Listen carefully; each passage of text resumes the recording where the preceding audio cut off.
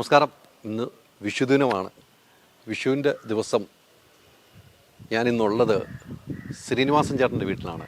നമുക്കറിയാം, രണ്ട് മക്കളുടെ സിനിമ, ഡയറക്ഷനും അഭിനയവുമായി രണ്ട് മക്കളുടെ സിനിമ സൂപ്പർ ഹിറ്റായി ഓടുന്ന ഈ സമയത്ത് ഇന്ന് വിഷു ആഘോഷം ശ്രീനിവാസൻ ചേട്ടൻ്റെ കുടുംബത്തോടൊപ്പമാണ്. ആ ആഘോഷത്തിലേക്ക് പങ്കുചേരാം. സദ്യയുടെ സമയമായി 2 മണിയായി നമ്മളെത്തിയപ്പോൾ. സദ്യയുടെ സമയമായി, സദ്യ നമുക്കുണ്ടെന്നാണ് പറഞ്ഞിരിക്കുന്നത്. അപ്പോൾ നമുക്ക് അവിടെ ഇരുന്ന് കുറേ കാര്യങ്ങൾ സംസാരിക്കാം. ഓക്കെ.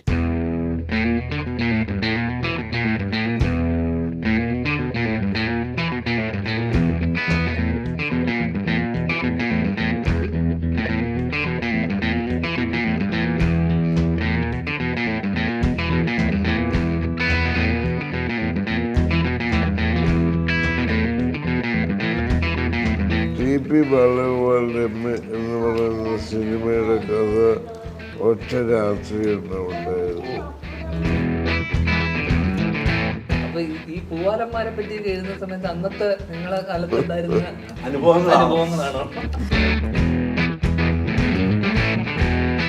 ദേഷ്യപ്പെടേണ്ടി വന്നിട്ടുള്ള സന്ദർഭങ്ങളുണ്ട്.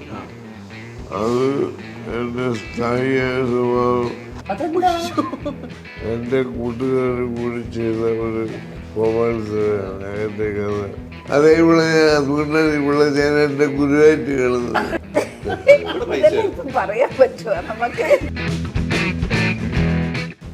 ഇവൻ എൻ്റെ അടുത്ത് പറഞ്ഞൊരു ലവ് സ്റ്റോറി ഉണ്ട്, അതേ പറയാം.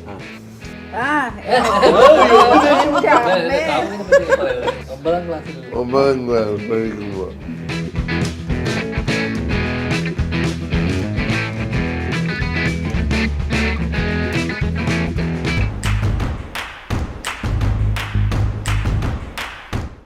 ഓക്സിജനിൽ ഏപ്രിൽ 10 വരെ എസികൾക്ക് വമ്പിച്ച വിലക്കുറവ്. ഉടൻ ഷോറൂം വിസിറ്റ് ചെയ്യൂ. Oxygen, the cooling expert. വർഷങ്ങൾക്ക് ശേഷം സിനിമ, വർഷങ്ങൾക്ക് ശേഷം നമ്മൾ ഒരുമിച്ചുള്ള സദ്യ. വിഷുവിന് ഓണത്തിനല്ലേ? കഴിഞ്ഞ ഓണത്തിന് ഞങ്ങൾ ഒരുമിച്ചായിരുന്നു സദ്യ.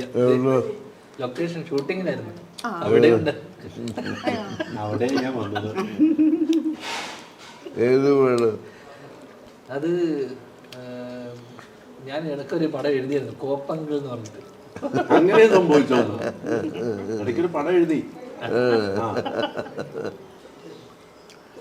അത് ഷൂട്ട് ചെയ്ത് അതിന്റെ വീഡിയോ എടുത്തിട്ട് ഷൂട്ട് ചെയ്തു കസേര കളിയൊക്കെ.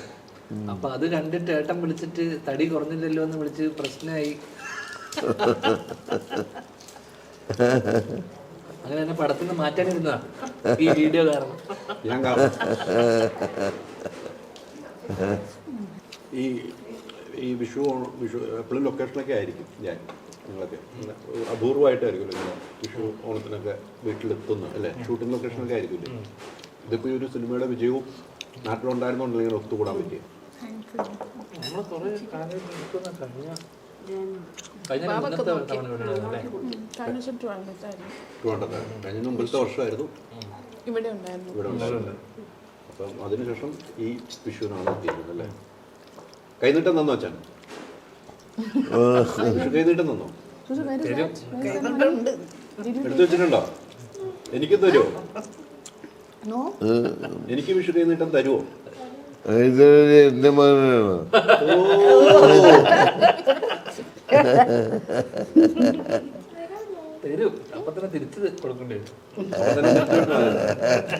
കൈനീട്ടം ആർക്കും കൊടുക്കാലോ. എനിക്ക് വിഷു കൈനീട്ടം തരുമ്പോ ഞാൻ എന്റെ പെരുന്നാൾപ്പൊടി ഒന്ന് തരും. എന്റെ പെരുന്നാൾ കഴിഞ്ഞ ദിവസമല്ലായിരുന്നു. അപ്പൊ നമ്മളൊക്കെ ഒന്ന് ചേഞ്ച് ചെയ്യാം അങ്ങോട്ടും ഇങ്ങോട്ടും. ഓക്കെ അല്ലേ? ഓ, അത് കറക്റ്റ് മനസ്സിലല്ല പറയണത്. ഇന്നലെ സിനിമ കണ്ടിട്ട് ഓക്കെ അല്ലേ? രാത്രി ആ സിനിമയെ കുറിച്ച് ചിന്തിച്ചോ?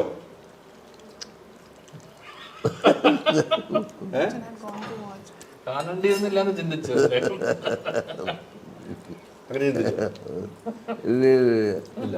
ഈ ഓരോ സിനിമകൾ കഴിയുമ്പോഴേ, ഓരോ സിനിമകൾ ശ്രീചേട്ടൻ്റെ കാലത്ത് ഓരോ സിനിമകൾ കഴിയുമ്പോൾ അടുത്ത സിനിമയിലേക്ക് ഒരു തയ്യാറെടുപ്പുണ്ടല്ലോ. സ്ക്രിപ്റ്റിനാണെങ്കിൽ തയ്യാറെടുപ്പുണ്ടായിരുന്നല്ലോ. നിങ്ങൾ പെട്ടെന്ന് സ്ക്രിപ്റ്റ് ഒരു വർഷത്തിന് 3-4 സ്ക്രിപ്റ്റുകൾ എഴുതും അല്ലേ? ഇപ്പോഴത്തെ കാലഘട്ടത്തിൽ നമുക്ക് നടക്കുന്നില്ല. അതെങ്ങനെയായിരിക്കും അതിൻ്റെ ഒരു യാത്ര? എങ്ങനെയായിരുന്നു ശ്രീചേട്ടാ? പ്രധാനമായിട്ട് പിന്നെ നമ്മൾക്ക് മനസ്സിലാവുന്ന ഒരു ഏരിയയിലുള്ള കഥയാണ് നമ്മൾക്ക് ചിരപരിചിതമായിട്ടുള്ള ഏരിയയിൽ ആയിരിക്കും നമ്മുടെ കഥകൾ നമ്മൾ ആലോചിക്കുന്നത്. അതുകൊണ്ട് തന്നെ നമുക്ക് വേറൊരാൾ നമ്മളെപ്പോലെ ചിന്തിക്കുന്ന സത്യത്തിൽ നമ്മളെപ്പോലെ തന്നെ കള്ളം ചുറ്റുപാടുകൾ വളർന്നവരാണ്. പുള്ളിക്ക് നമ്മൾ പറയുന്ന കാര്യങ്ങൾ പെട്ടെന്ന് മനസ്സിലാവും, പുള്ളി പറയുന്ന കാര്യങ്ങൾ എനിക്ക് മനസ്സിലാവും. അപ്പം ഓരോ രംഗങ്ങളും പെട്ടെന്ന് ഉണ്ടാവും. നമ്മൾ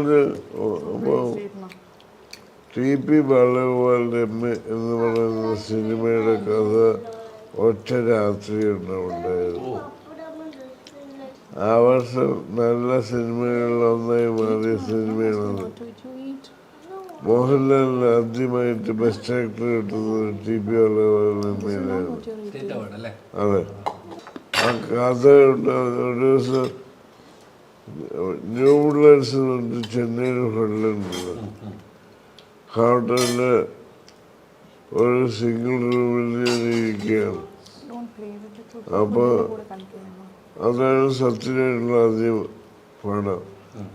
ഞാൻ ചെന്നൈയിലെത്തിയപ്പോൾ പുള്ളിയോട് പറഞ്ഞിങ്ങനെ നമുക്കൊരു സ്ക്രിപ്റ്റ് ഉണ്ടാക്കണം,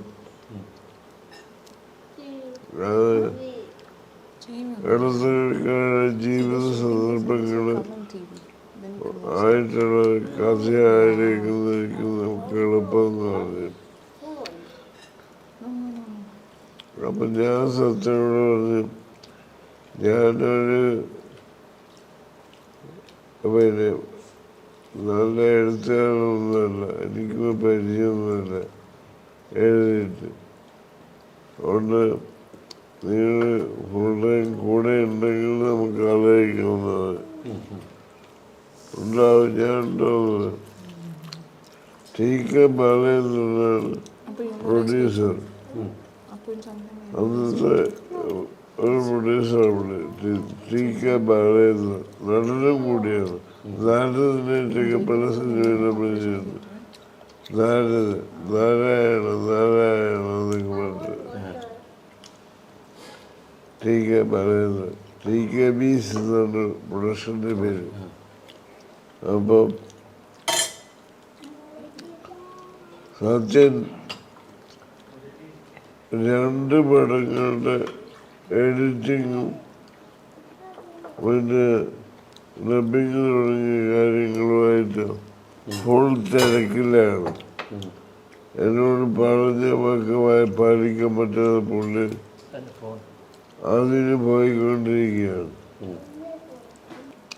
അപ്പം ഞാൻ എന്നെ കൊണ്ട് ആലോചിക്കുന്ന രീതിയിൽ കുറേ കാര്യങ്ങൾ ആലോചിച്ചെന്നല്ലാതെ എനിക്കറിയില്ല എങ്ങനെയാണെന്നുള്ളത്. അപ്പോൾ ഒന്നും ശരിക്ക് മുന്നോട്ട് പോകുന്നില്ല. എൻ്റെ സംശയങ്ങൾ ചോദിക്കാൻ സത്യന് കിട്ടുന്നില്ല. പുള്ളിയെ വളർക്കേണ്ടതറിയോ, ഒരു ദിവസം രാത്രിയപ്പോൾ ഞാൻ വാതിലടച്ച് പുള്ളി കയറി വന്നപ്പോൾ ഇനി നിങ്ങൾ ഇവിടുന്ന് കഥ ശരിയാവാതെ എങ്ങോട്ട് പോകില്ല എന്ന് പറഞ്ഞു.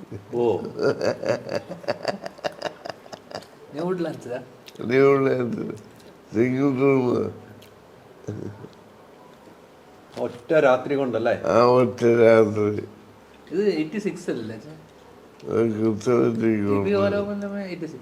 ആണോ? കാരണം ആ വർഷം ആണ് അച്ഛൻ ഏറ്റവും കൂടുതൽ കഥ എഴുതിയിട്ടുള്ളത്. ആ വർഷം എനിക്ക് തോന്നുന്നു ആ വർഷം 86 ഗാന്ധിനഗർ 2nd സ്ട്രീറ്റ്, മഴ പെയ്യുന്ന മദ്ദളം കൊട്ടുന്നു, ഒരു കഥ വരുന്ന ഉണക്കഥ, hello my dear wrong number, ദൂരെ ദൂരെ ഒരു കൂടുകൂട്ടാം, സന്മനസ്സുള്ള സമാധാനം, TP ബാലഗോപാലിന്റെ. ഒറ്റ വർഷം 1, 2, 3, 4, 5, 6, 7, 9 പടം, 10 പടം. എല്ലാം സ്ക്രിപ്റ്റും ഉണ്ടല്ലോ ഇല്ലേ? 86 10 പടം എഴുതിയിട്ടുണ്ട്. ഒരു മാസം ഒരെണ്ണം വെച്ച് 10 മാസം 12 മാസം.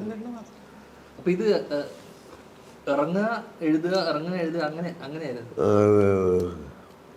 അന്നേരം വീട് എടുത്തുകൊണ്ടിരിക്കുന്നത്. പിന്നെ സത്യമായിട്ട് എപ്പോഴും പറയുന്ന കാര്യം എന്താ പറഞ്ഞാൽ ശ്രീനിനെ കൊണ്ട് സ്ഥലം എടുപ്പിക്കണം, എന്നാൽ പിന്നെ ശ്രീനി വേഗം എഴുതുന്നു. പൈസക്ക് ബുദ്ധിമുട്ടുള്ള ഇല്ലേ, എന്തെങ്കിലും എന്താ പിന്നെ വീട് വെക്കുന്നുണ്ട്, പൈസക്ക് ബുദ്ധിമുട്ടുള്ള അതുകൊണ്ടാണ് അങ്ങനെ ഇരുന്ന് എഴുതിയത്. അന്നേരമല്ല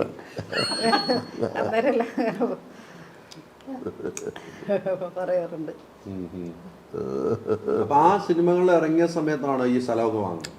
അല്ല ഇതല്ല ഇത് മറ്റേ പ്രൊഡ്യൂസിംഗ് കഴിഞ്ഞിട്ട് മേടിച്ചാന്ന് എനിക്ക് തോന്നുന്നു. 2 പടം പ്രൊഡ്യൂസ് ചെയ്ത പൈസക്ക് മേടിച്ചല്ലേ.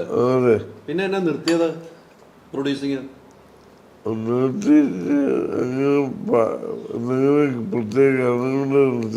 വൈകുന്നേരം പൈസ ആയതുകൊണ്ടാണോ? അതുമല്ല, അതിൽ നിന്നാണ് അന്ന് കിട്ടിയ പൈസ കൈ നീട്ടൊക്കെ ഇപ്പോഴും തരുന്നൊക്കെ അത് ബാങ്കിൽ ഇങ്ങനെ കൂട്ടി വെച്ചേക്കുവാണല്ലേ.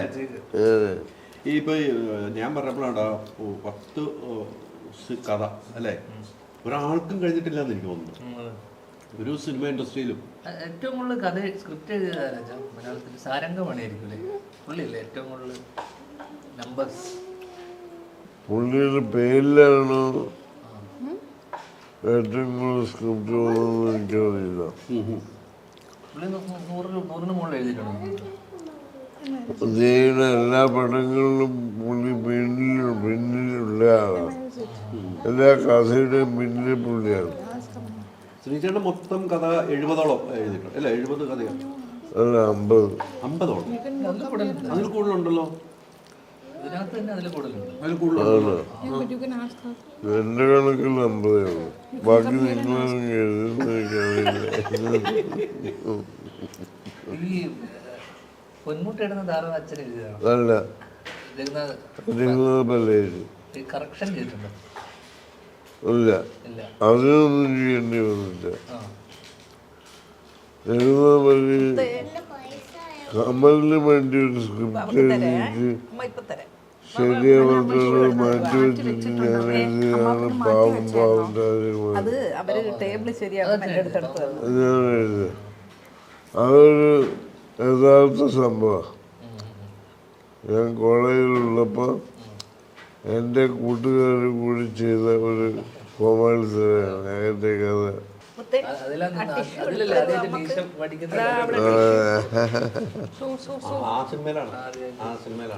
അവളെ കാണിക്കാൻ വേണ്ടി.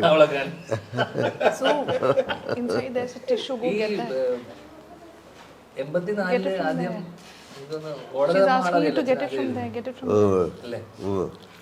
അത് പിന്നെ ഈ മഴ പെയ്യുന്ന മദ്ദളം കൊട്ടുന്നു, ബോയിങ്, പിന്നെ അരം പ്ലസ് അരം കിന്നരം, ഇതിലൊക്കെ പ്രധാന നായകനും പിന്നെ സൈഡിൽ വരുന്ന ആൾക്കാരൊക്കെ പൂവാലന്മാരും മറ്റേ പായനോക്കിയുള്ള.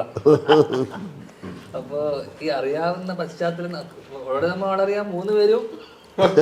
എന്നിട്ട് എന്നാ പറയാ കോഴികളെന്നാ വിളിക്കുക ഇവിടെ ഇപ്പത്തെ. അത് പണ്ട് പൂവാലന്മാരുണ്ടല്ലോ. അപ്പൊ ഈ പൂവാലന്മാരെ പറ്റി എഴുതുന്ന സമയത്ത് അന്നത്തെ നിങ്ങളെ കാലത്ത് ഉണ്ടായിരുന്ന അനുഭവങ്ങളാണോ? അതെയോ? കുറച്ചൊക്കെ ഉണ്ടാവും. അല്ല അന്നേരം പറയാറുണ്ട് കോളേജില് അങ്ങനെ അമ്മേനെ ഞാനൊന്നും ഇല്ലായിരുന്നു അന്നേരം കോളേജിൽ പഠിക്കുമ്പോ.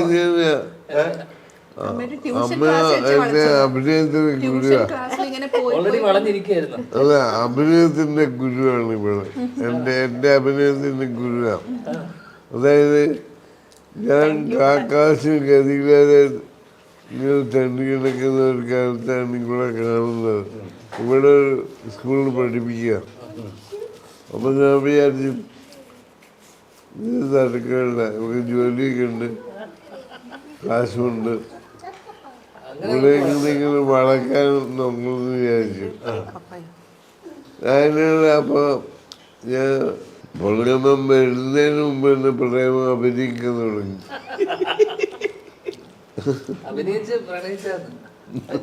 അതിപ്പോഴാ പറയുന്നത്. അല്ല, പക്ഷേ ഇവിടെ റിയൽ പ്രേമാന്ന് ഇവിടെ വീണു. അപ്പൊ അപ്പൊ എനിക്ക് മനസ്സിലായി എന്റെ അഭിനയം ഭരിക്കുന്നുണ്ട്. അപ്പോഴാണ് അറിഞ്ഞത് ഉള്ളിലൊരു നടനുണ്ട്. ഒരു നേടുന്നുണ്ട്. ഇവിടെ വിശ്വസിച്ചില്ലേ? അപ്പോഴാണ് നമ്മൾ ഉറങ്ങിക്കിടക്കുന്ന നടനുണ്ടെന്ന് മനസ്സിലായത്. അതെ അതെ, അതുകൊണ്ടാണ് ഇവിടെ ഞാൻ എന്റെ ഗുരുവായിട്ട് കാണുന്നത്. ഹാപ്പി വിഷു. ഹാപ്പി ആയി. ഹാപ്പി ആയില്ലേ? മറുപടി ഒന്നും പറയാനില്ല അതിന്. മറുപടി ഇതിനിതിന് പ്രണയം അഭിനയിച്ചായിരുന്നു. നല്ല പൈസയും ജോലിയും ഉള്ളതുകൊണ്ട്. അത് അതൊന്നും എനിക്കറിയില്ലായിരുന്നു. അല്ല എന്നാലും ചേച്ചിക്ക് ഇഷ്ടപ്പെടാനുള്ള കാരണം എന്താ? ഇവിടെ പൈസയായിരുന്നു. ഇവിടെ പൈസയായിരുന്നു. ഇപ്പം പറയാൻ പറ്റുമോ നമുക്ക്? ഒരാള് ഒരാള് പറഞ്ഞില്ലേ? ഒരാള് പറഞ്ഞില്ലേ? ആ, ആ. എനിക്കാ എനിക്കൊന്നും അറിയില്ല. സൗന്ദര്യം, സ്വഭാവം. സ്വഭാവം ഉഴപ്പി നടക്കുന്നല്ലേ എല്ലാരും പറയല് കോളേജിൽ നിന്ന്. പൊതുവെ ഉഴപ്പന്മാരോട് ഭയങ്കര പെൺകുട്ടികളുടെ ഒരു ഇഷ്ടമുണ്ടോ? ടീച്ചറായിരുന്നു നമുക്ക് എന്ത് കാരണം? കാരണം എല്ലാ ഞാൻ ടീച്ചറൊന്നും അല്ലായിരുന്നു കോളേജിൽ പഠിക്കുക. ടീച്ചറാന്നല്ലേ പറഞ്ഞു. പഠിപ്പിക്കുമെന്ന് പറഞ്ഞു. അല്ല, അമ്മ പറഞ്ഞ അമ്മ ട്യൂഷനിൽ പൊയ്ക്കൊണ്ടിരിക്കുമ്പോഴാണ് പണ്ട് അച്ഛൻ ഇങ്ങനെ അങ്ങോട്ടും ഇങ്ങോട്ടും പോയപ്പോ കണ്ടതാണ് അമ്മേനോട് കഥ. അച്ഛൻ ട്യൂഷൻ പഠിപ്പിച്ചോണ്ട് ട്യൂട്ടോറിയൽ കോളേജിൽ ഞാൻ പഠിപ്പിക്കുന്നുണ്ട്. അന്ന് അതാ അമ്മ പറഞ്ഞു. ഞാൻ കോളേജിൽ പോകുന്നു. അമ്മ കോളേജിൽ പോകുന്ന സമയം ആദ്യം തുടക്കം ആദ്യം കാണുന്നത് എങ്ങനെയാ? അപ്പൊ തന്നെ എനിക്ക് ജോലിയും കിട്ടി. ജോലിയും കിട്ടി. അതാണ് പറഞ്ഞത്. അധികം വൈകാതെ. അല്ല ഇത് ഞങ്ങൾ ചോദിച്ചാലും പറഞ്ഞില്ല എങ്ങനെയാണ് ഇഷ്ടപ്പെടുന്നത്. ഇത് പറഞ്ഞ പൈസയും ഇതുകൊണ്ട് എങ്ങനെയാണ് ഇഷ്ടപ്പെട്ടത്? അതിപ്പോ എന്നാ പിന്നെ ഇവരോട് ചോദിക്കുക. ആ ചോദ്യം ഇവരോടല്ലേ ചോദിക്കേണ്ടത്. അമ്മ നൈസായിട്ട് ഇട്ട് തന്നാലേ. പുതിയ തലമുറയിലൊക്കെ എല്ലാവർക്കും അറിയാം. എല്ലാവർക്കും അറിയാം. അറിയാനുള്ള ഒരു താല്പര്യം. കഷ്ടപ്പെട്ട് ഇപ്പൊ ഫോണിലെല്ലാം ഉണ്ടല്ലോ അമ്മ. അത് മൊബൈലും ഇതൊന്നും ഇല്ലല്ലോ, കത്തുകളും. ഒന്നുമില്ല. പക്ഷെ അതെനിക്കറിയില്ല. ഇപ്പൊ അതിന് ഉത്തരം പറഞ്ഞു തരാൻ നിങ്ങളോട്. അമ്മയ്ക്ക് ബ്ലഷ് ഇടില്ല. ബ്ലഷ് അതിനെന്തായാലും കണ്ടു ഇഷ്ടപ്പെട്ട് കല്യാണം നടത്തി അല്ലേ? അതിനപ്പുറത്തേക്കൊന്നുമില്ല. പിന്നെ ഏട്ടൻ ഫുൾ ടൈം ബിസി ആയിരുന്നല്ലോ. കൊടരുതമാവ് ആളറിയാം എന്നുള്ള സിനിമ കഴിഞ്ഞപ്പോ പിന്നെ മാസത്തിൽ ഓരോരോ തിരക്കഥയും സിനിമ അതിലഭിനയിക്കുകയോ ചെയ്യായിരുന്നല്ലോ. അപ്പൊ പൂക്കോടെ വീട്ടില് ഒരു മാസത്തിൽ 2 ദിവസമേ വരുള്ളൂ. വേറൊന്നുമല്ല, ഇതും വേണം അഭിനയിക്കുകയും വേണം. അപ്പൊ അതല്ലേ ഇവര് അതൊന്നുമല്ല ചോദിച്ചത്. ഞാനെന്തുകൊണ്ടാണ് ഇഷ്ടപ്പെട്ടത്? അതിന്റെ മറുപടി പറയാം. അറിയില്ലാന്ന്. അറിയില്ലാന്ന് വെച്ചാൽ അങ്ങനെ അറിയാതിരിക്കുക. എന്തൊക്കെ ഒരു ഉത്തരം പറ. ഒരു കാരണം എന്റെ സൗന്ദര്യമാണ്. അതെ ഓരോന്ന് അതെ സൗന്ദര്യമാണ്. അതെ ഈ സൗന്ദര്യമോ? വേറെ സൗന്ദര്യം അങ്ങനെയല്ലല്ലോ, വേറെ സൗന്ദര്യമാണ്. അവിടെ കാണാൻ കൊള്ളാവുന്ന ആരും ഇല്ലായിരുന്നു. നാട്ടിൽ കിട്ടി.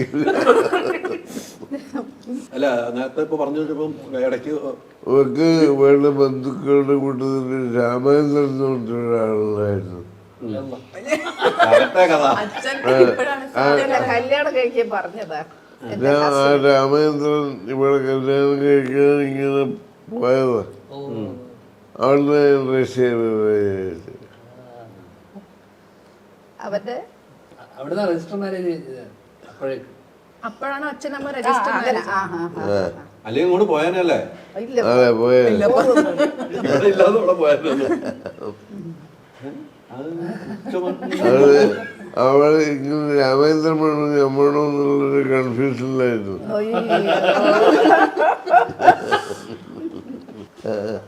രാമേന്ദ്രേട്ടൻ ദുബായിലാ. ഇപ്പോഴും കോണ്ടാക്ട് ഒക്കെ ഉണ്ടോ? ദുബായിലായിരുന്നു. രാമേന്ദ്രേട്ടൻ മരിച്ചുപോയി.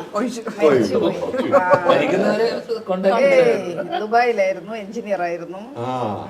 അതാണ് വാട്സാപ്പ് ഒക്കെ വേണമെന്ന് പറഞ്ഞല്ലേ? അക്കാലത്ത് എന്ത് വാട്സപ്പ്? ഇപ്പൊ അടുത്ത കാലത്ത് മരിച്ചുപോയി വാട്സപ്പാ. തിരിച്ചു കിട്ടി. ഇല്ല, ഇടക്കാലത്ത് തന്നെ വാട്സാപ്പ് പഠിപ്പിച്ചു തരണം, ഫോണ് വേണമെന്നൊക്കെ പറഞ്ഞല്ലോ. പുള്ളിയുടെ അവസാന കാലത്ത് അയ്യോ, കാലം കുറേയായി മരിച്ചു. അതല്ലേ? ചെറിയ ഇഷ്ടം ഉണ്ടായിരുന്നു. ഇഷ്ടമെങ്കിൽ കാണണ്ടേ? ഇഷ്ടം ഉണ്ടാവേ കാണാൻ രാമേന്ദ്രേട്ടൻ ദുബായിലല്ലേ, ഒരു ദിവസം നമ്മളെ വീട്ടിൽ വന്നിന്, അത്ര തന്നെ. അത്രയേ ഉള്ളൂ, വേഗം പോയി.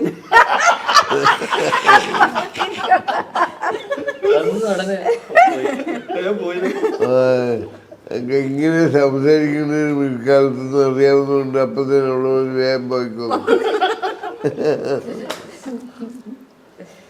അങ്ങനെ ഇരുന്നിട്ട് ചായ കുടിക്കാൻ പോലും സമ്മതിച്ചില്ല. പിന്നീട് ശ്രീചേട്ടൻ ഇഷ്ടമാണെന്ന് പറഞ്ഞ് വീട്ടുകാരോട് പോയി പറയണോ ഇത്? ചേച്ചിയുടെ വീട്ടുകാരോട് പോയി പറഞ്ഞോ? ഞാനൊന്നും പറഞ്ഞിട്ടില്ല. ഞാൻ വീട്ടുകാരായിട്ട് കമ്മ്യൂണിക്കേഷൻ ഒന്നുമില്ല. ഇവൾക്ക് കത്തയച്ചു. തിരുവനന്തപുരത്ത് ഒരു സിനിമയുടെ ഷൂട്ടിംഗ് ഒരു ജനുവരി 12 എനിക്ക് വഴിയുള്ള ദിവസം ഞാനവിടെ തലേദിവസം വരും. 12 കല്യാണം റേഷൻ ഓഫീസിൽ. എന്നിട്ട് ഞാൻ പറഞ്ഞു പഴയ കത്തയക്ക് പറ്റിയത്. അപ്പോൾ റേഷൻ ഓഫീസിൽ നമ്മൾ സുഹൃത്തുക്കൾ കൊണ്ട് അന്വേഷിച്ചപ്പോൾ 12-ാം തീയതി അവിടെ ഒരുപാട് സ്വത്ത് രജിസ്ട്രേഷൻ ഉണ്ട്. 13 ആക്കാൻ പറ്റുമെന്ന് വെച്ചു. അങ്ങനെ 13 ആക്കിയത്. അങ്ങനെ ജനുവരി 13 രജിസ്ട്രേഷൻ. അത് ഈ കാരണം കൊണ്ടാണ്. അന്ന് കത്തല്ലേ ഉള്ളൂ, ഫോണില്ല. കത്തെഴുതി ഈ സമയത്ത് വന്നോന്ന് പറഞ്ഞു. 13-ാം തീയതി കല്യാണം. ഒറ്റ ഇറക്കമാണ് ഇറങ്ങിയ, ഒറ്റ പോക്കങ്ങ് പോയി, പിന്നെ ഒന്നും നോക്കിയില്ല. ഇനി ഇപ്പത്തെ ജനറേഷന്റെ പറ നമ്മൾ കാലം 40 വർഷം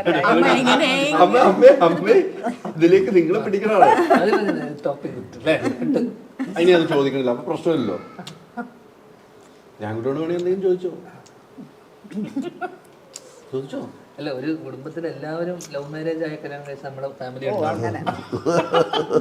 അച്ഛൻ മുതൽ മക്കളെ രണ്ടുപേരും. ഈവൻ എൻ്റെ അടുത്ത് പറഞ്ഞൊരു ലവ് സ്റ്റോറി ഉണ്ട്. അതേപോലെ 9ാം ക്ലാസ്സിൽ 9ാം ക്ലാസ് പഠിക്കുമ്പോൾ ഒരു ദിവസം എന്നോട് പറഞ്ഞ് ഞാനൊരാളെ പ്രേമിക്കുന്ന ഒരു പെൺകുട്ടിയത്. ഞാൻ പറഞ്ഞു നല്ല നല്ല കാര്യം, വെറുകുന്നല്ലേ മോശപ്പെട്ട കാര്യം, സ്നേഹിക്കുന്നത് നല്ല കാര്യം. ആ പെൺകുട്ടിയോടൊക്കെ പറഞ്ഞോ? പറഞ്ഞു. പിന്നെ അവരുടെ വീട്ടുകാരൊക്കെ അറിഞ്ഞു. അതൊക്കെ പറയാ. അപ്പം എന്താ പെണ്ണ് എനിക്ക് അവിടെ കല്യാണം കഴിക്കുന്നത്. ഭയങ്കര എതിർപ്പായിരുന്നു, ഓർമ്മയില്ലേ?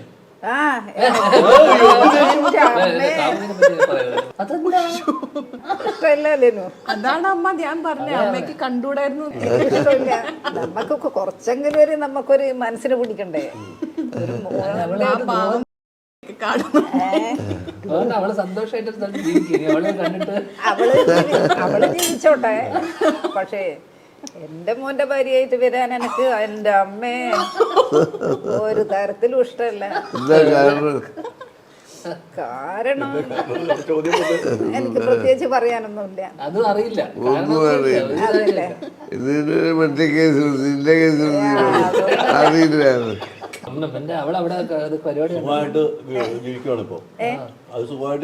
അത് ജീവിച്ചോട്ടെ. മലയാളിയല്ല, അല്ലാണ്ട് അവളെ എനിക്ക് ഇഷ്ടാ. ഒരു മോന്റെ ഭാര്യയായിട്ട് ഇഷ്ടമല്ല എന്നേ ഉള്ളൂ. അല്ലാണ്ട് എന്റെ അടുത്തെല്ലാം വരാറുണ്ട്. എന്റെ സുഹൃത്താ തൊട്ടപ്പുറത്തെ താമസിച്ചുണ്ട് ഫ്ലാറ്റില്. പിന്നെ നമ്മളെ താമസം കൂടുതൽ ഡീറ്റെയിൽസ് ഒന്നും കൊടുക്കണ്ട. ആന്റി എന്നോടൊരു പ്രാവശ്യം പറഞ്ഞ് പിന്നെ ധ്യാനാണ് ആന്റി ക്ലാസ്സിൽ ഏറ്റവും നല്ല കുട്ടി സംസാരിക്കും. അതിന് ഇഷ്ടമല്ല ഇംഗ്ലീഷ്. അതൊന്നുമല്ല, നല്ല സംസാരവും നല്ല അതൊക്കെ നല്ലതാണ്. നല്ല സംസാരവും നല്ല ബിഹേവിയറും ഒക്കെയാണ്. പക്ഷെ എന്റെ മോന്റെ ഭാര്യയാണെന്ന് എനിക്ക് ഇഷ്ടമല്ല. സംശയം, ഞാനല്ലേ കല്യാണം കഴിക്കുന്നത്, ഇഷ്ടമല്ലേ നോക്കണ്ടേ? എന്നാലും അമ്മക്കൊരു മോന്റെ ഭാര്യന്ന് ഉണ്ടാവൂലേ? ഇല്ലേ ഇല്ലേ? മക്കളുടെ ഇഷ്ടമല്ലേ ബാക്കി മക്കളിനെ എല്ലാം ആയിക്കോട്ടെ. നമ്മളിപ്പം വിനീതുണ്ടൻ, ദിവ്യ, നമ്മളൊന്നും ആരും ഒന്നും നമ്മളെ കുടുംബത്തിൽ മാത്രം ലവ് മാരേജും എല്ലാം നമ്മളെ കുടുംബത്തിലെല്ലാം നടന്നിട്ടുണ്ടല്ലോ. ഒരാൾ ഇങ്ങനെ വെറുക്കാനൊരു കാരണം വേണ്ടേ? വെറുക്കാൻ കാരണം എന്നാ വേണ്ട ഒരു കാരണമില്ല. കുട്ടി നല്ല കുട്ടിയാണ്, നല്ല പഠിക്കും, നല്ല പഠിക്കുന്ന കുട്ടിയാണ്.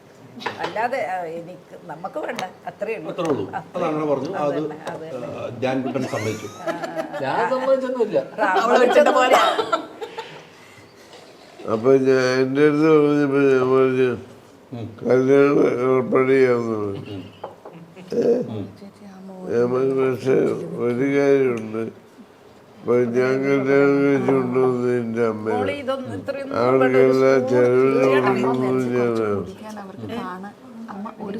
അതുപോലെ നീ കല്യാണം കഴിച്ച് അവരുടെ ചെലവ് എന്നെ കൊണ്ട് കൊടുക്കുന്നത് അത് നീ തന്നെ കൊടുക്കണം. അതിനുള്ള സംവിധാനമായോ പിന്നെ വന്നിട്ടില്ല എന്നോട്. വന്നിട്ടില്ല. അത് നന്നായി. അതെല്ലാം ഇവിടുത്തെ പ്രാർത്ഥനയാ.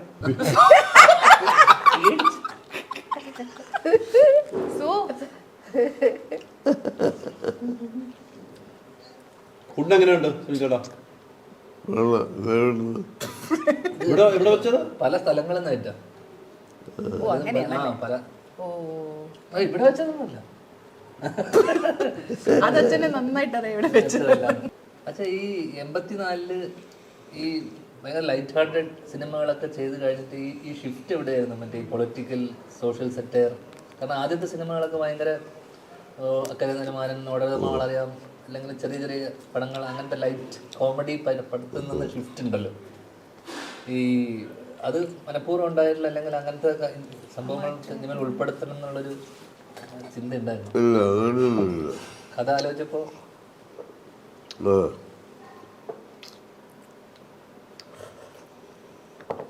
ചോദ്യം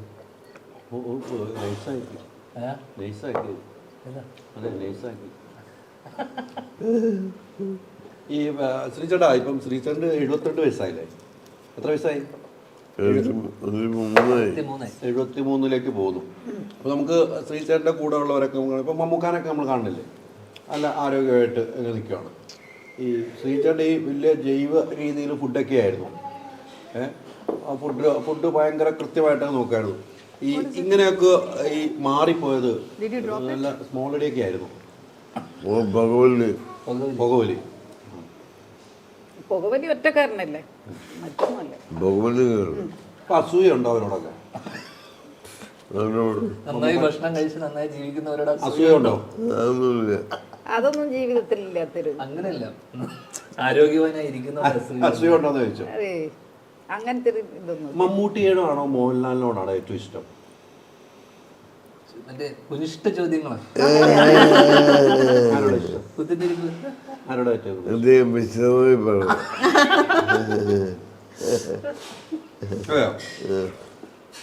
വിശദമായി പറഞ്ഞാൽ പിടി കിട്ടും. അതാണ് സിമ്പിൾ ക്യാരക്ടേഴ്സ് അല്ല പറയും രണ്ടുപേരും.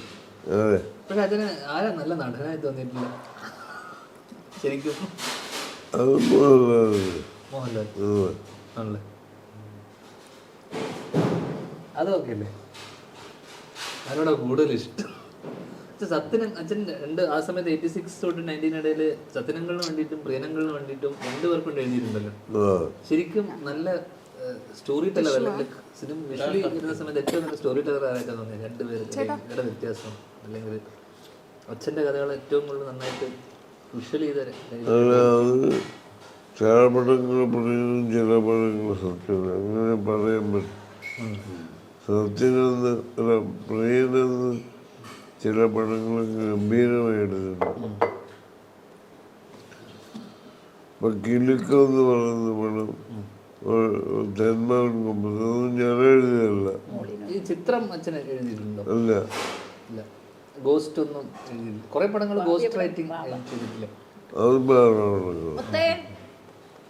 ചിത്രമൊന്നുമില്ല. ഇല്ല. ചിത്രത്തിൽ മറ്റേ ഇത് തേങ്ങയല്ല, ഇത് അതൊക്കെ പ്രിയുണ്ട്. അതല്ലേ പക്ഷെ അതൊക്കെ അച്ഛൻ്റെ ടൈപ്പ് ഓഫ് ഹ്യൂമർ പോലെ. അങ്ങനെ അങ്ങനെ നമുക്ക് അതാണ് ആ ഒരു ചോദ്യം. പിന്നെ അതുപോലെ തന്നെ ചേച്ചിയുടെ ഈ ഒരു സമയത്തുള്ള കുടുംബ ചിത്രങ്ങൾ പോലെയാണ് വെള്ളാനങ്ങളുടെ നാട്, വരവേൽപ്പ്, ഇത്തരം സിനിമകളുണ്ടോ? അതിലെല്ലാം കുടുംബ പശ്ചാത്തലമാണ് പറയുന്നത്. ക്യാരക്ടർ മാറുന്നു എന്ന് മാത്രമേ ഉള്ളൂ. അത് മനഃപൂർവ്വമാണോ കുടുംബ ഇങ്ങനെ ഒരു സിനിമ വേണമെന്ന് തീരുമാനിച്ചെടുക്കുവാണ്? അല്ല, അത് ഞാനൊരു ഇന്റർവ്യൂവിൽ പറഞ്ഞിരുന്നു. എന്ന് വെച്ചാൽ മിഥുനം, സന്മനസ്സുള്ള വെള്ളാനകളുടെ നാട്, വരവേൽപ്പ് വെച്ചാൽ എൻ്റെ ബേസ് പ്ലാറ്റ്ഫോം എന്ന് പറഞ്ഞാൽ ഫാമിലി സ്ട്രഗ്ലിംഗ്, നായകൻ സ്ട്രഗ്ലിംഗ്, ചെറിയൊരു പൊളിറ്റിക്കൽ ഇഷ്യൂ, ഫാമിലിക്കകത്ത് ചെറിയ ബ്രോക്കൺ ഫാമിലിക്കുള്ളിൽ ഫ്രിക്ഷൻ. അപ്പോൾ ഇതിന്റെ ക്യാരക്ടേഴ്സും ഇവരുടെ ജോലിയും പരിപാടിയും മാത്രമല്ല, പരിസരം മാത്രമല്ല ആക്ച്വലി മാറ്റി. സിനിമ ഞാൻ ഡയറക്റ്റ് ആലോചിച്ച പടമാണ്. ഒരു ബക്കറ്റുമായിട്ട് സിന്ധു വരുന്നതാണ് നമ്മൾ ഇതിങ്ങനെ എടുക്കുമ്പോൾ താഴെ പോവോ? ലിബർട്ടി ബഷീറാണ് പ്രൊഡ്യൂസർ. അപ്പോൾ സാധ്യമൊക്കെ പറഞ്ഞ് ഏകദേശം എത്ര പൈസയാണ് പോകുന്ന അങ്ങനെ കുറച്ച് ദിവസം കഴിഞ്ഞിട്ട് പുള്ളി വന്നപ്പോഴേക്കും ഞാൻ കുറച്ച് ആലോചിച്ചിട്ട് ഒരു ഫീമെയിൽ ക്യാരക്ടറും കൂടി വന്നു എൻ്റെ ചിന്തയിൽ. എൻ്റെ അക്കാര്യം പുള്ളിയോട് പറഞ്ഞു. അപ്പോൾ പുള്ളി ഇതെല്ലാം കേട്ടിട്ട് കോസ്റ്റങ്ങനെ കൂടുതലാണ്, അതപ്പോൾ നിങ്ങൾ എടുക്കേണ്ടത്. ഒരു ക്യാരക്ടറിൻ്റെ കാര്യം പറഞ്ഞപ്പോൾ 20 വർഷത്തിനോട് പറയും കോസ്റ്റ് അങ്ങനെ കൂടുതലാണ്. അപ്പോൾ എടുക്കാതിരുന്ന കോസ്റ്റൊന്നും വരില്ലല്ലോ. അച്ഛൻ ഡയറക്റ്റ് ചെയ്തിരുന്നാണ്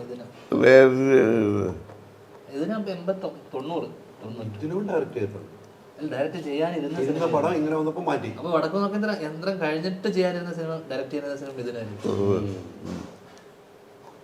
അല്ല, ഇതൊക്കെ ചോദിച്ചാൽ ഞാൻ ഈ മിഥുനം, വെള്ളാനകളുടെ നാട്, ഇത് രണ്ടും ഒന്നിനകത്ത് ദാക്ഷായണി ബിസ്ക്കറ്റ്, മറ്റേനകത്ത് PWD കോൺട്രാക്ടർ, വീട്ടിൽ കുടുംബക്കാർ തമ്മിൽ പ്രശ്നം, ചെറിയ പൊളിറ്റിക്സ്, രണ്ടിൻ്റെയും കഥ എന്ന് പറയുന്നത് അതിൻ്റെ ബേസ് പ്ലാറ്റ്ഫോം അല്ലെങ്കിൽ ബേസ് കഥ എന്ന് പറയുന്നത് ഒന്നല്ലേ രണ്ടിൻ്റെയും, മിഥുനവും വെള്ളാനകളുടെ നാടും.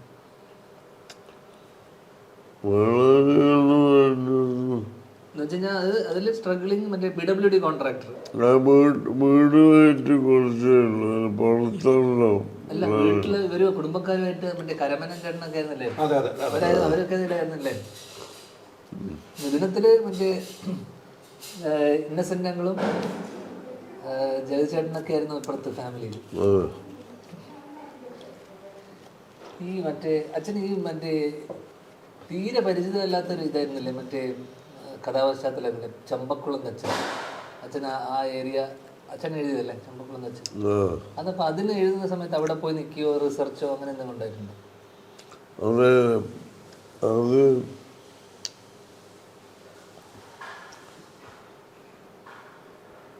അങ്ങനെ ആള് ഭരതനാട്യം ഒരു കുട്ടനാട് ബേസ് ചെയ്തിട്ട് ഒരു സിനിമയാക്കണമെന്ന്. അപ്പോൾ ജോൺ ബോളോ മറ്റായിരുന്നു. അച്ഛൻ ആ ഏരിയ അധികം ഇല്ല ബന്ധമില്ല. അപ്പോൾ ആ സിനിമയിൽ ഭരത് ഗോപിയൊക്കെ ആയിരുന്നു നമ്മൾ ഉദ്ദേശിച്ചിരുന്നത്. പേരൊക്കെ ഇട്ടിരുന്നു. പക്ഷെ അതിൻ്റെ ഡിസ്കഷൻ നടക്കുന്ന കാലത്ത് അത് അവർ വേണ്ടെന്ന് വെച്ചു.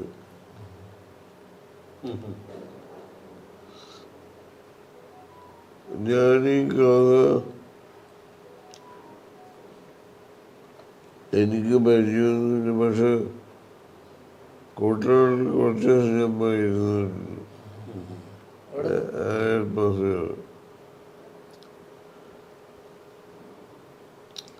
അതിൻ്റെ അകത്ത് വലിയൊരു തമാശയുണ്ട്. അതിലെ നെടുമുടിയുടെ ആദ്യത്തെ സീന് ഷൂട്ട് ചെയ്യുന്ന ദിവസം ഞാൻ ആ സീനുമായിട്ട് എഴുതിയ സീനുമായിട്ട് കക്ഷത്തിൽ വെച്ച് അപ്പം എഴുതാണ്. കക്ഷത്തിൽ വെച്ച് ലൊക്കേഷൻ ചെന്നപ്പോൾ നെടുമുടി ആ പേപ്പർ കക്ഷത്തിൽ പിടിച്ചു വെച്ച് വാങ്ങിച്ചു. വാങ്ങിച്ചിട്ട് പുള്ളി മുഴുവൻ വായിച്ചു. പുള്ളിയുടെ സിനിമ എന്നിട്ട് എന്നോട് പറഞ്ഞു ഇതെങ്ങനെ ഒപ്പിച്ച്. ഞാൻ പറഞ്ഞ് ഞാൻ തകഴിയുടെ മറ്റേ ധാരാളം പുസ്തകങ്ങളുണ്ട്, ഇതെല്ലാം ഇഷ്ടംപോലെ വായിക്കാറുണ്ട്. ഞാൻ ഗംഭീരമായ വായന എനിക്കുണ്ടായിരുന്നു. എൻ്റെ ഒരു അടിത്തറ അതാണ്. അപ്പം എന്നോട് പറഞ്ഞ് കൂട്ടനാട്ടിൽ ആൾക്കാർ ഉപയോഗിക്കുന്ന സംസാര ഭാഷയൊക്കെ ഞാൻ തെറ്റാതെ ഉപയോഗിച്ചത് പുള്ളി എന്നെ അപ്രീഷിയേറ്റ് ചെയ്തു അഭിനയിക്കുന്നതിന് മുമ്പ് തന്നെ.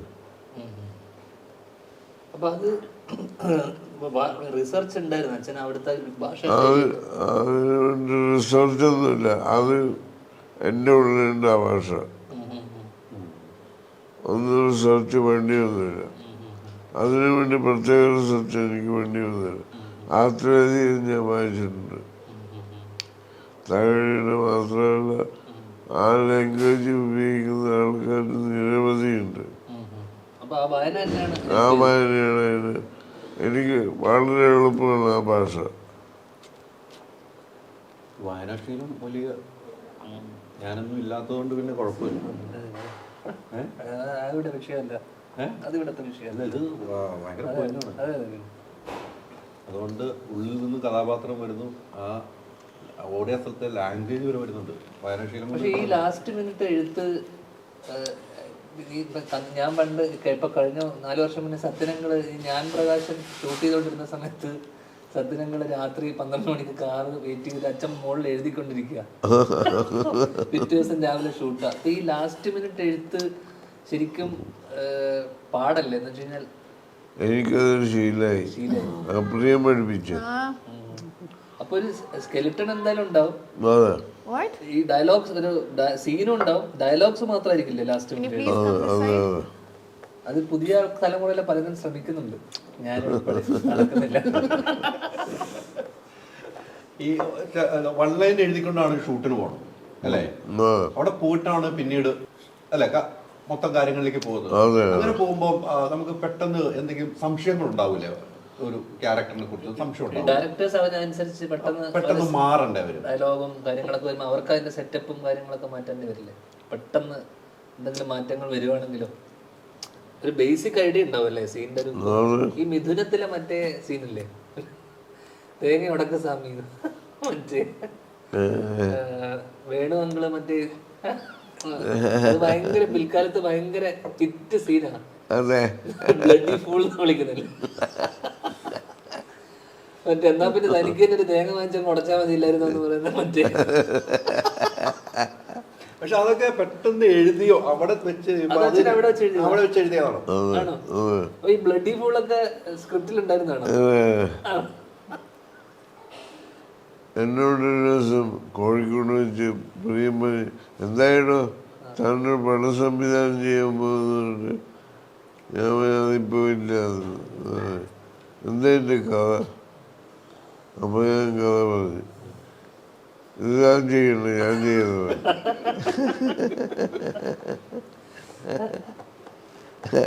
അങ്ങനെ അത്രയേ ഉള്ളൂ. അതുകൊണ്ട് ഞാൻ എൻ്റെ സംവിധാനം നിന്നുപോയി.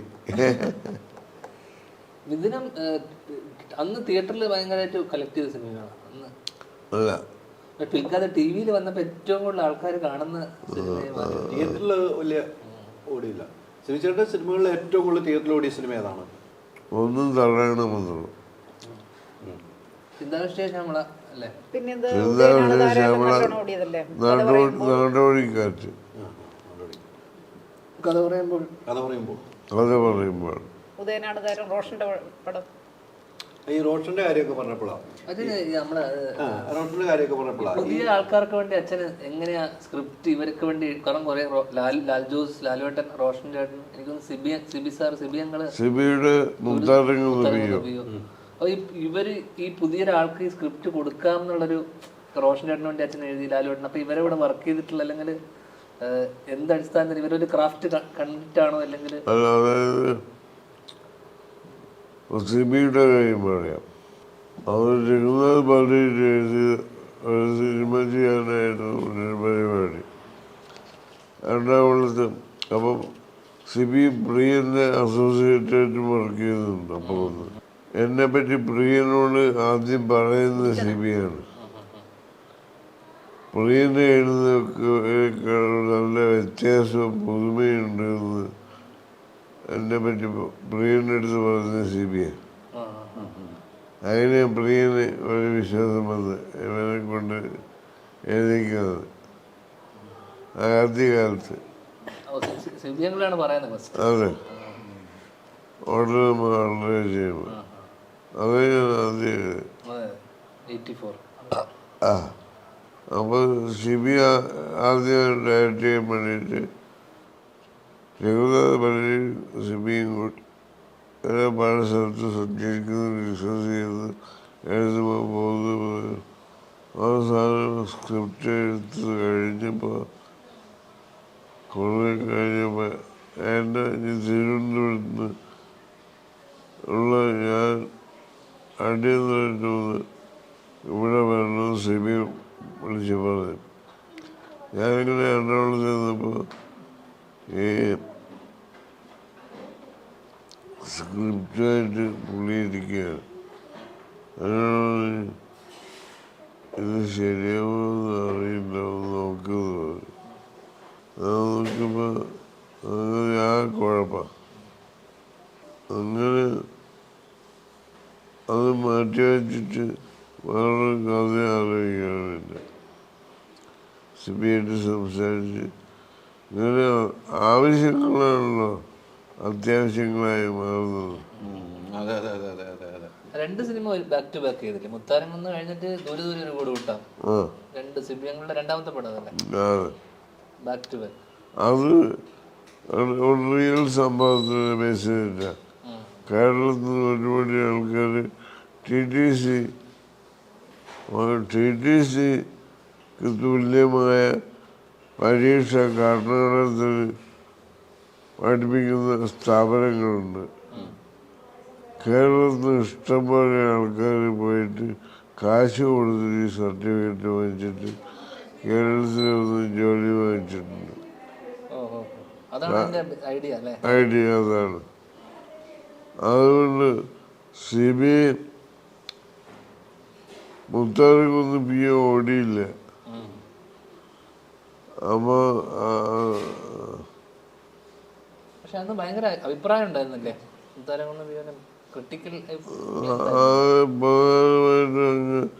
മുത്താറിക്കൊന്ന് പിയെന്ന് പറഞ്ഞ ആൾക്കാർ പ്രതീക്ഷിച്ച് പാടുന്നതാണ്. പക്ഷെ അതിനനുസരിച്ച് വേണം അവരുടെ പ്രതീക്ഷയ്ക്ക് ഒത്തു വന്നില്ല എന്നുള്ള.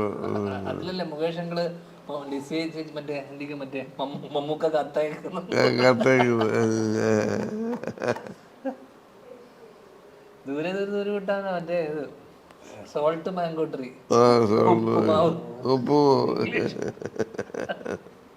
ഈ പറഞ്ഞ പോലെ ഇപ്പം ലാൽ ജോസ് ആണെങ്കിലും റോഷൻ ആണെങ്കിലും ഇവരൊക്കെ ഉണ്ടല്ലോ, ആദ്യമായിട്ട് വരുന്നവരാണല്ലോ. ഇവരൊക്കെ ശ്രീചേട്ടൻ്റെ കൂടെ നിൽക്കുമ്പോൾ ഈ പണ്ടൊക്കെ കോളേജിൽ പഠിക്കുന്ന റാഗിങ് എന്ന് പറയുന്ന പരിപാടിയൊക്കെ ഉണ്ട്. അങ്ങനെയൊക്കെ ഇവരോട് പെരുമാറിയിട്ടുണ്ടോ? സത്യമാണോ? ദേഷ്യപ്പെടാറില്ലേ? ദേഷ്യപ്പെടേണ്ടി വന്നിട്ടുള്ള സന്ദർഭങ്ങളുണ്ട്. അത് എൻ്റെ സ്ഥായിയായ സ്വഭാവം പുറത്തേക്ക് വരേണ്ടി വരുന്നത് അവന് വിചാരിച്ച പുറത്ത് വരുന്നത്. അവന് പ്രകോപിപ്പിച്ചാലേ പുറത്ത് വരും. ഞാനായിട്ട് പെണ്ണെന്ന് അടിയുടെ പക്കത്തൊക്കെ ദേഷ്യം കൊണ്ടൊന്നുമില്ല. അത് ശരിക്കും ചില അഭിപ്രായങ്ങൾ നമുക്ക് ദഹിക്കാത്തത് പോലെ തോന്നുമ്പോൾ നമുക്ക് ദേഷ്യം വരും. ബന്ധപ്പെട്ട സിനിമയായിട്ട് ബന്ധപ്പെട്ട ചർച്ചകളുണ്ട്. അല്ലാതെ പേഴ്സണൽ ഒന്നുമില്ല ഒന്നുമില്ല. സിനിമാ ചർച്ചകളുണ്ട്. ആ. ഫുഡൊക്കെ നല്ല ടേസ്റ്റ് ഉണ്ട്. കുറേ കാര്യങ്ങൾ സംസാരിച്ചിട്ടുണ്ട്. അല്ലേ? ഇനി നമുക്ക് കുറച്ച് കാര്യങ്ങളെ അച്ഛൻ്റെ അടുത്ത് നിന്ന് കിട്ടാനുണ്ട് നമുക്ക്. പൈസ അതിന് ഏറ്റവും സമയമെടുത്ത് എഴുതിയ അല്ലെങ്കിൽ ഇതായിരിക്കും എഴുത്ത് ഭയങ്കര ബുദ്ധിമുട്ടായി തോന്നി അല്ലെങ്കിൽ മൂന്നേട്ട സുമിത്ര വിളിക്കുന്നു. അത് ഷൂട്ടിങ്ങിൻ്റെ തലേ ദിവസം കഥ കേട്ടിട്ട് മോഹൻലാൽ പറഞ്ഞ് ഹീറോകളെ ഞാൻ ചെയ്താൽ ശരിയാവില്ലെന്ന്. അത് വെച്ച് പെട്ടെന്ന് ഞാൻ ചെയ്യണമെന്നുള്ള അവസ്ഥയിൽ വന്നു. പുള്ളിക്ക് വെച്ച റോള് പുള്ളിക്ക് പുതിയൊരു ക്യാരക്ടർ ഉണ്ടാക്കേണ്ടി വന്നു. ആ ക്യാരക്ടർ അത് ശരിക്കും ഒരു ഹിന്ദി സിനിമയുടെ റീമേക്കായിരുന്നു. കഥ എന്ന് പറയുന്ന ഒരു ഹിന്ദി ഷായി പറഞ്ഞിപ്പയുടെ ഒരു സിനിമയാണ് കഥ. അതിൽ ഫറൂഖ് ഷെയ്ഖ് ആണ് നായകൻ. പിന്നെ നാസിറുദ്ദീൻ ഷാ ആണ് വേറെ റോള്, ചെറിയ റോള്. ആ ചെറിയ റോള് ഞാനും ചെയ്യാം. മറ്റേത് വലിയ റോള് ഫറൂഖ് ഷെയ്ഖിൻ്റെ റോള് മോഹൻലാൽ ചെയ്യാന്ന് പറയുമ്പോൾ മോഹൻലാലിനെ പ്രശ്നം വെച്ചാൽ പുള്ളി അത് ചെയ്താൽ നെഗറ്റീവ് ക്യാരക്ടർ ചെയ്ത ഇമേജ് പോകുമെന്ന് പേടിച്ചിട്ട് പുള്ളി അത് ചെയ്തില്ല.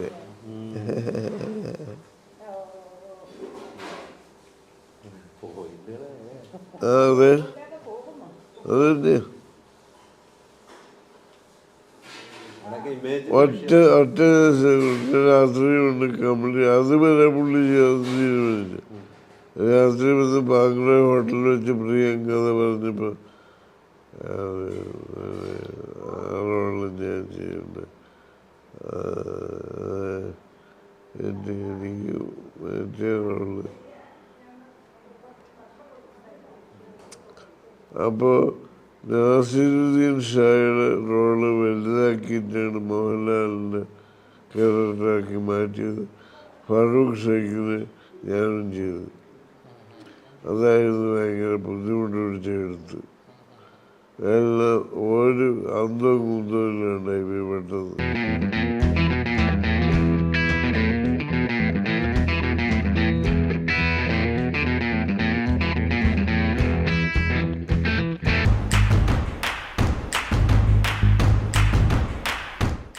ഓക്സിജനിൽ ഏപ്രിൽ 10 വരെ എസികൾക്ക് വമ്പിച്ച വിലക്കുറവ്. ഉടൻ ഷോറൂം വിസിറ്റ് ചെയ്യൂ. Oxygen, the cooling expert.